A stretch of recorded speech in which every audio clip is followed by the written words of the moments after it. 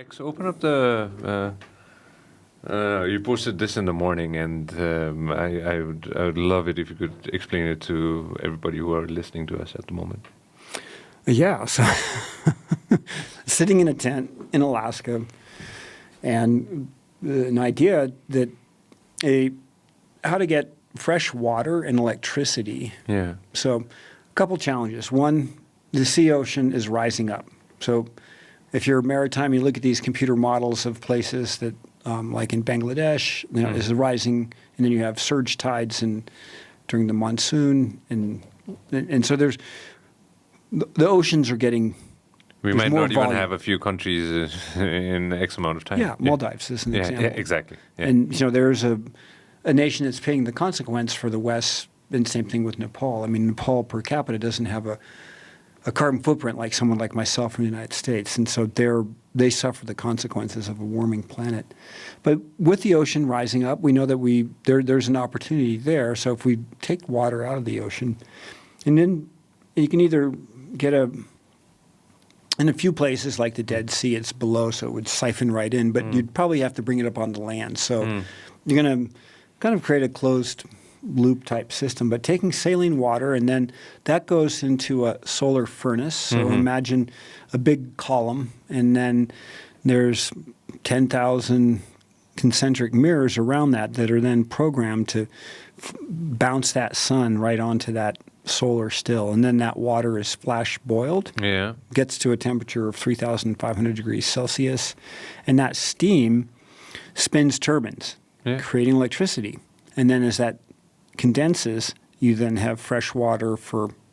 And so I think about it coming here to Nepal. I flew through Qatar, and when you come in landing, it's very dry, and the resource is to boil water or to use pressure osmosis to force the salt out are very energy intensive. So by using this idea, you can create water without it just there.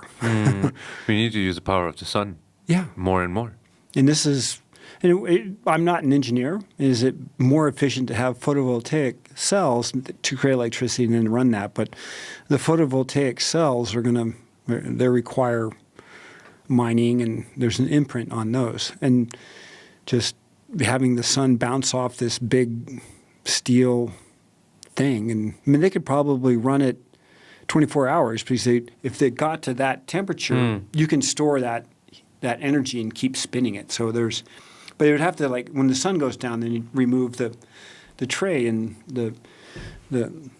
We give it a try in a small scale model. We definitely go ahead and test it out, right? Yeah.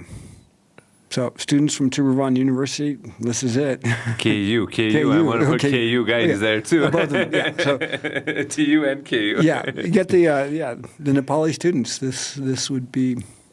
I'm going to take this. Such an interesting. Next week, I've got a friend of mine who runs the Department of Hydrogen, if I'm not mistaken, green hydrogen in KU, and then I'm going to make sure that I send it to him. Yeah. And he's coming in next week. So the funny thing is, when I started this podcast, right in the beginning, during COVID, I'd invited him, and now after 2 years, their program is evolved and it's definitely scaled up, and then we're just doing a 2-year run of how it has been. So if it's okay with you, I'm going to pass. This is open source. I'm not expecting any money from this, just happiness. My happiness is helping out people, so this would be a good lift. But yeah, 80% of Africa lies between 23.5 north and 20.5 south, and 60% South America. And we think of the dry places. Yeah. Nepal has hydro potential, huge hydro potential. They're not. I'm not knowing that, but seeing, say, some of the villages that now have small-scale hydroelectric projects that are electrifying is really helpful for the people. तपाईले हाम्रो clip एकदमै enjoy गर्नुभयो होला. अब पुरै video हेर्नको लागि चाहिँ युट्युबमा सब्स्क्राइब गर्न नबिर्सिनु होला.